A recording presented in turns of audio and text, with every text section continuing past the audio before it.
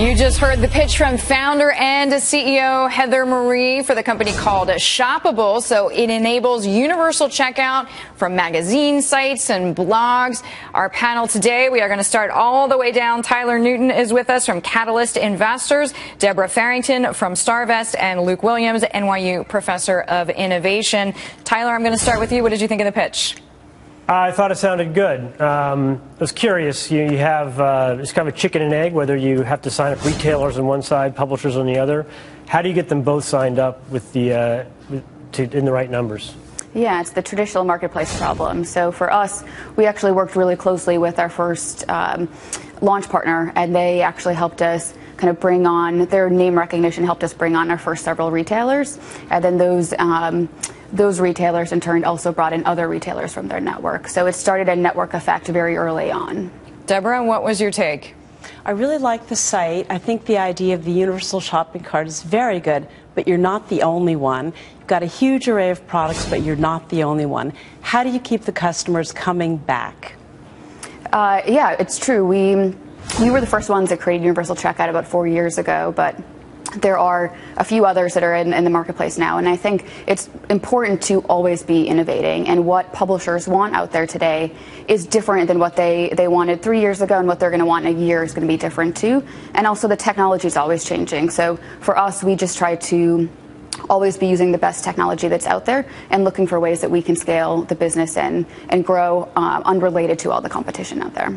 Luke, your take? Yeah, I mean, building off that, Heather, I love it too. I think you're in the third phase of value creation here. So you have the universal checkout was the first phase. Second phase was really building the database of all the integrated brands and products to make this thing valuable. Third phase you seem to be in now is you've got to get people to sign up for these shoppable.com accounts. So my question is, what are you doing at the centralised account level above and beyond just listing all the stuff they've saved and they want to purchase? Are you helping them make better decisions? Are you adding value there?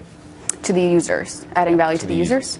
Yeah, we just recently announced our universal wish list. So customers wanted a way that they could not only purchase products immediately when they saw it, but sometimes they didn't have their credit card on them, or it wasn't the right time for them, they were price sensitive. So with that account functionality, we released a universal checkout and universal wish list kind of tied together. So they can now save products from any site that they're on in a single location, and then get reminders as the price drops and things go on sale. And it is a much better, it's a great extension of the core product, and is something that consumers were asking for. So Tyler, from what you've heard, any reassurances there? Any things that you're more concerned about than you were before? Yeah, I mean, I think it's one of those high risk sort of network effect business models. It's either going to succeed and be huge, or it's going to have a hard time getting all the things to work together. So I think it's very interesting. I would love to hear more, but I do acknowledge the risks of it.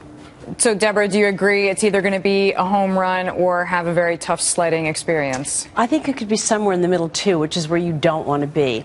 You're splitting the commissions now, 50-50 with the publishers. You've got to negotiate with the retailers. How are you going to differentiate yourselves technologically so that you don't get squeezed, so that you're not in the middle and you're not in the barrel?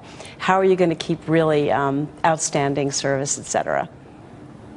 So we're planning on, I can't go into too much detail right now, but the next evolution of Shoppable is something that will help us kind of really scale that technology, and it's something that no one has out there today, and will have some exclusive value to it as well. So there won't be any other competitors that will be able to take over the market in the same way with that type of opportunity. So, Luke, without having Heather unfold this yet, which is obviously about to be inked, what are your thoughts?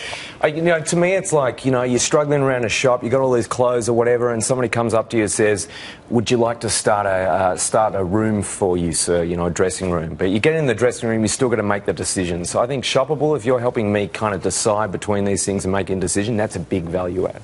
All right, so we are going to go to the lightning round. So I'm going to ask each a judge yay or nay as far as introducing Heather to your investing partners. Tyler, we'll start with you. Yay or nay?